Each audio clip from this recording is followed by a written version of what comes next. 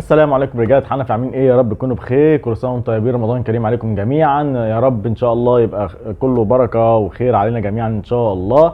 اول حلقه في رمضان عن الدبلات الكتيره اللي جايه، وخصوصا من دبل الجوله 29 اكبر دبل في الفانتازيا السنه دي. لا مش هنتكلم في الجوله 29 بس، ده هنخطط وهنكمل لقدام للناس اللي ما كانتش متابعانا قبل كده. ركز معايا قوي، يلا بينا.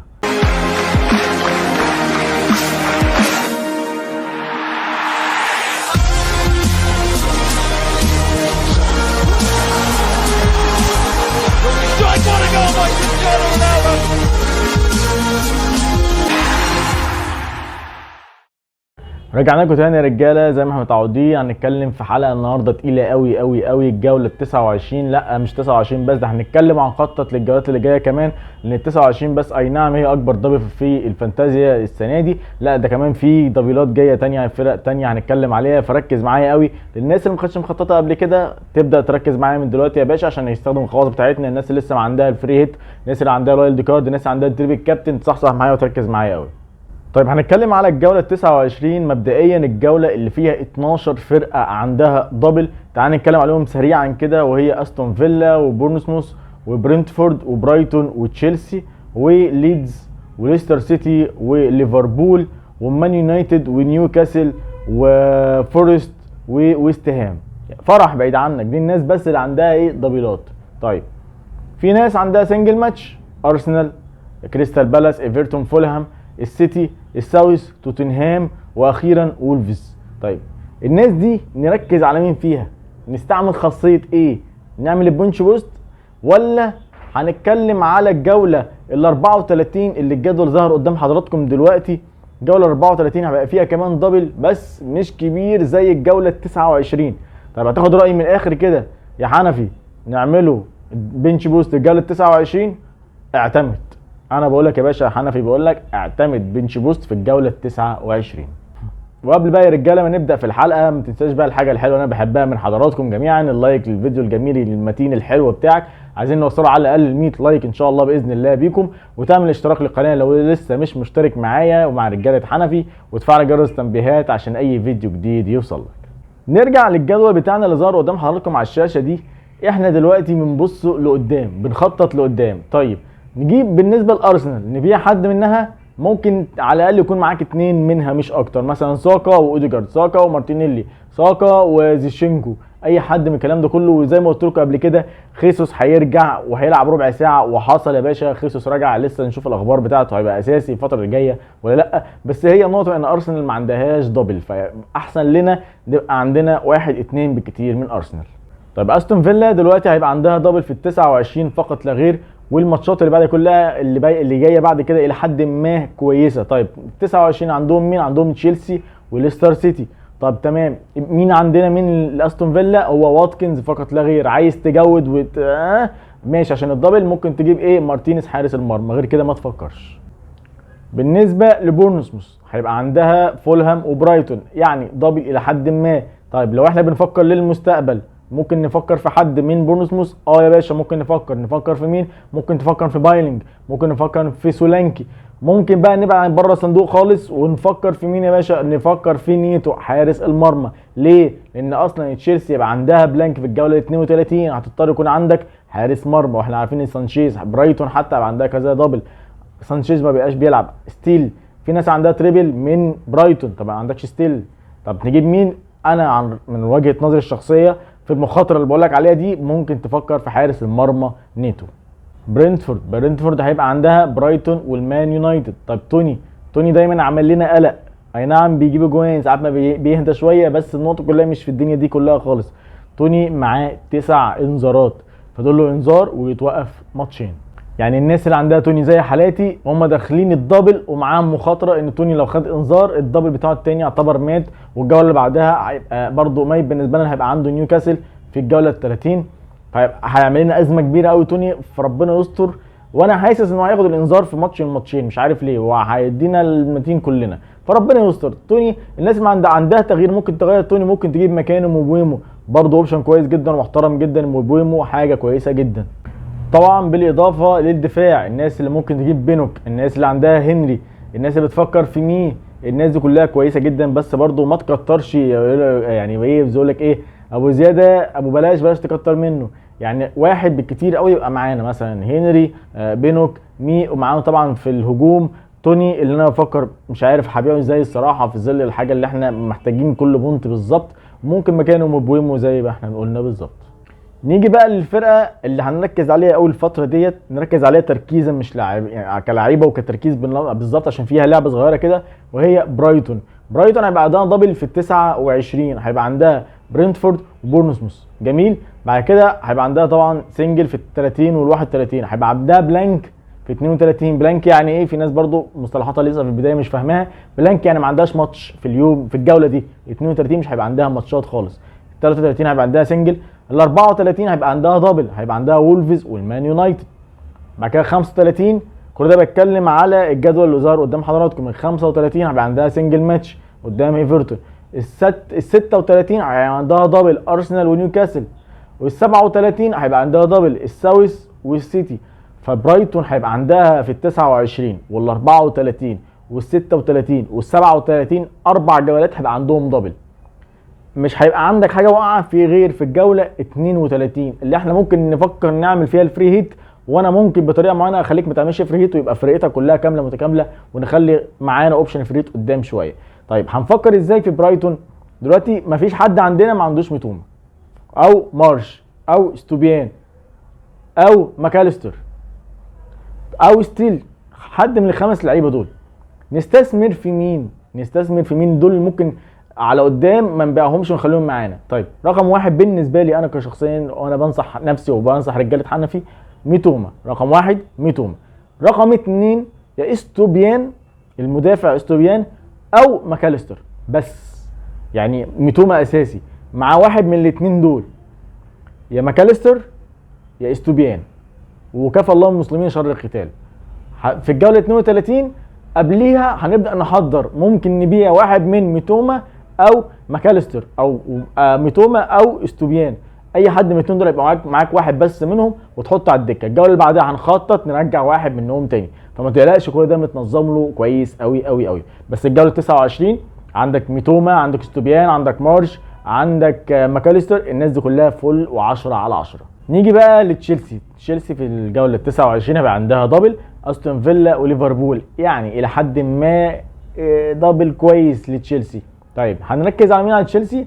انا عن نفسي ما عنديش غير كيبا، ما عنديش غير تشيلويل، وبصراحه انا قلقان كمان. يعني عندهم استون فيلا وليفربول، الماتش ده قلقان منهم بصراحه يعني. بس بما ان انا هفعل البنش بوست فمطمن ان مفيش نقط ممكن تقع مني، ممكن كيبا يجيب له سيفز ولا حاجه.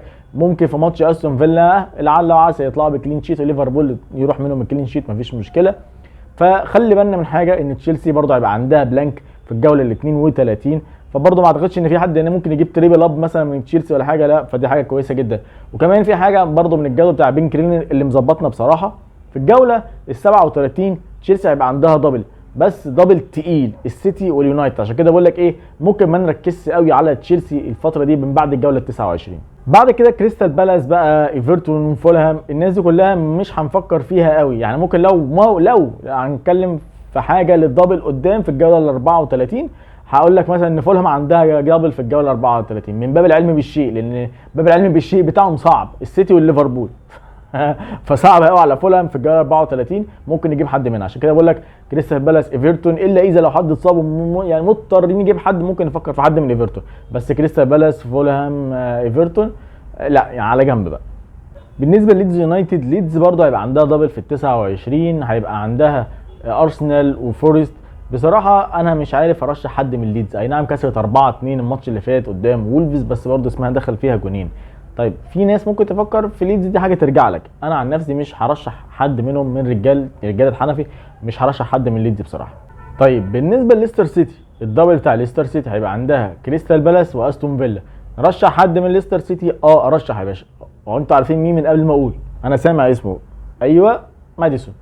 ماديسون اوبشن محترم جدا جدا جدا، سواء في الجوله ال 29 او في الجوله بعد كده ال 30. ومفيش غير بس الجوله بتاعت ال 31 هيبقى عنده السيتي، هو ده الماتش الصعب بالنسبه لنا لماديسون. ماديسون ممكن يكمل معاك على لونج تيرم قدام، لحد مثلا قدامك لحد الجوله 35، بعد كده يبقى عنده الليفر في 36.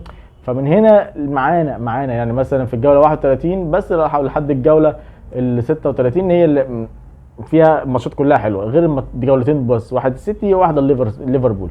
طيب ماديسون اوبشن محترم جدا، فكر فيه، سعر كويس جدا لخط النص. لو ما عندكش حد بتفكر فيه خط النص يبقى ماديسون رقم واحد بالنسبه لك. وليفربول والدبل اللي انا بعتبره تحصيل حاصل ان انا مش مرتاح له يعني عنده السيتي وتشيلسي، يعني محظوظ الليفربول ده. بس نخلي بالنا بقى، ليفربول اي نعم عنده الجوله 29 دبل تقيل، بس لازم نفكر نجيب حد من ليفربول، حدين كمان، عشان في الجوله 34 يبقى عنده دبل جميل جدا، توتنهام وفولهام. حتى لو ماتش توتنهام يصنف ان هو صعب بس فولهام اكيد بالنسبه لليفربول ماتش سهل جدا المفترض.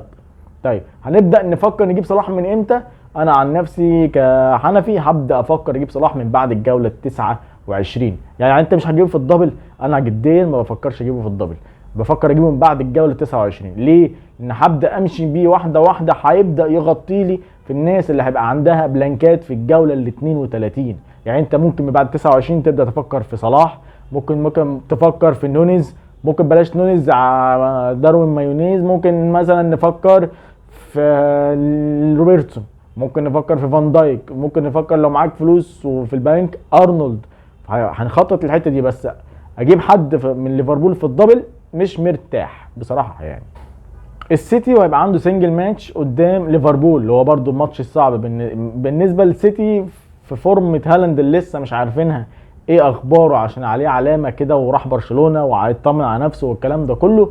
فانا شايف نصبر لحد الديدلاين، والاخبار اللي احنا بننزلها عندنا دايما في جروب الفيسبوك او على تويتر، هسيب لكم تحت طبعا اللينكات في الوصف عشان تتابعوني وتشوفوا الاخبار. هتشوف هالاند اخباره ايه. انا عن نفسي مش عندي هالاند، انا بعته عشان بفضل واتكنز عشان يبقى عنده دبل في الجوله دي. ونخلي بالنا ان برضو السيتي هيبقى عندها بلانك في الجوله ال 32، فتبدا تفكر في هالاند، فكر فيه من بعد الجوله 32. ليه يا باشا؟ هقول لك ليه، او بلاش الجوله 32. انت لو عندك لعيبه بصيت لها لقدام نبدا تغطي هالاند، ان انت قاعد هالاند دكه، اعمل كده. لو ما عندكش هتضطر تفكر تجيبه من بعد الجوله 32. الجوله 33 هيبقى عنده دبل عسل. هيبقى عندها مين؟ اسمع يا باشا معايا كده، نبص مع بعض اهو. هيبقى عنده فولهام واستهام، شلحات يابا، شلحات. يعني هالاند وهو مغمض كده هوبا جون هيبدع. فالناس بقى، انا عارف ان انا هقول الكلام ده غريب شويه، الناس اللي لسه شايله محوشه في جيبها التريبل كابتن، خليك محوشه. سامع انا بقول ايه؟ الناس اللي لسه محوشه التريبل كابتن عندها مدكناها كده، حوشها يا باشا للدبل بتاع الجوله للسيتي ال 34. اديني قلت لك المعلومه ايه على الملأ، ورزق ورزقك على الله. طيب سيتي وليفربول، عندك حد ممكن يلعب قدام ليفربول ولا نهتم بالدبل؟ انا اقول لك نهتم بالدبل بالنسبه ده، مع اني مش مقتنع. هقولها تاني للمره مش عارف الكام هقولها، انا ساعات ما بقتنعش الناس اللي عندها دبل كتير، ما برتاحش. يعني ممكن الناس اللي عندها سنجل تقوم فعانها كده جوان والدبل بخ ولا ليه اي لازمه. بس برضه الماتش ده يبقى صعب ان احنا ممكن نخمن حد فيهم يكسب التاني. يعني المان يونايتد بقى ركز معايا، عشان برضه ايه نفس فكره برايتون اللي اتكلمنا عليها وطولنا شويه، نفس الكلام في المان يونايتد. طيب المان يونايتد هيبقى عنده دبل في الجوله 29 قدامه مين؟ نيوكاسل، برينفورد. يعني حلوين جميل قوي، بس في نقطه عايزين نتاكد منها. راشفورد دلوقتي عليه علامه صفراء، ماله؟ في ايه؟ عيان؟ عنده ايه؟ مش عارفين لحد دلوقتي. طيب هنتابع الموقف ماشي ازاي. في مشكله مع راشفورد، وعرفنا ان هو ممكن يبقى اصابته مطوله، يبقى البديل بتاعنا جاهز اللي هو برونو فرنانديز. لازم يكون عندنا برونو فرنانديز لو راشفورد لا قدر الله حصل له حاجه. تمام. طيب بعد كده خلي بالك اليونايتد هيبقى عنده بلانك في الجوله ال 32 برضه، ما تبقاش انت جايب لي مثلا تريبل اليونايتد وبتاع وتيجي في الجوله ال 32 عليك عامل لي فري هيت. انا كل ده منظم معاك ان ما يكونش عندك فري هيت تستخدمه اصلا في ال 32. ركز معايا، انا عايز مصلحتك يا باشا. فنركز يكون عندك بس واحد على الاقل في الجولات دي. ليه بقى؟ لان الجوله ال 34 اليونايتد هيبقى عنده دبل تاني، هيبقى عنده استون فيلا وعنده برايتون. يسكت على كده اليونايتد؟ لا يا باشا، تعالى لي عندي في الجوله ال 27 دبل كمان، هيبقى عنده بورنموث وتشيلسي. انت شايف الكلام بقول لك ماشي ازاي؟ الناس اللي بقى جايبين منها 2 و3 نخلي بالنا، ما نروحش مع الدبل قوي ونرمي رجالتنا فيها كده. لا ننظم واحده واحده. عندنا بلانك في 32 ممكن ياثر معاك، اثر معاك يبقى انت مضطر فعلا انك تعمل فري هيت، وبرضه هنظم لك الدنيا دي واعمل لك فري هيت محترم يا باشا. نيوكاسل ودبل نيوكاسل في الجوله 29 هيبقى عنده اليونايتد وويست هام. يعني ممكن نتكلم كده على الورق كده، ممكن الكلين شيت قدام اليونايتد يروح، مفيش مشكله خلاص، بس هنركز على مين؟ طبعا تريبيير، في ناس عندها بورن. تعال نركز بقى على ايزاك او اسحاق مع ايزاك. تعال نقول ايزاك عامل شغل محترم جدا، جميل جدا، سعره 6 فاصل حبه كده حلوين، فممكن تفكر فيه. عايز تبيع مثلا، انت عندك واتكنز وعندك موبويم وعندك توني، عايز تبيع هالاند مثلا الجوله دي، يبقى قدامك ايزاك، فكر فيه هيفرق معاك جامد قوي. ليه؟ ان كمان هم ما عندهمش بلانك ده مبدئيا، ما عندهمش بلانك في 32، عندهم احتمال كبير دبل في الجوله 36 هيبقى قدام ليدز قدام برايتون، فبرضه الناس دي هتستفاد منها على المدى البعيد اللونج تيرم، يبقى كمان ما عندهمش دبل في النص. طيب فورست هيبقى عندها دبل في الجوله 29، هيبقى قدامها وولفز وليدز. طيب نرشح حد فيهم؟ انا بصراحه كنت عايز ارشح جونسون، بس للاسف بقى عليه علامه صفراء، فمش عارفين اخباره ايه. برضه لحد ما نعرف الاخبار ايه، الناس المطرقعه اللي بتحب الحاجات الديفرنشال كده وهي موتة ولا اكتر يا باشا، لو انت مش عايز تجيب مثلا واتكنز، عايز تجيب جونسون، ماشي اسال عليه بقى كده لحد ما نعرف الاخبار ايه عن جونسون وفورست، ايه الدنيا بتاعتها، المدرب يطلع يقول لنا الاخبار، وساعتها لو هو جاهز للماتش الدبل والله انا ما عنديش مشكله تجيبه يا عم ورزقك على الله. الساوث هيبقى عندها سنجل ماتش قدام ويست هام، يعني مش برشح حد غير مثلا واحد بس هو وورد براوس. توتنهام ما عندهاش دبل في الجوله ال 29، بس هيبقى عندها ايفرتون عادي جدا، هيري كين يجيب جوان، سون يجيب جوان.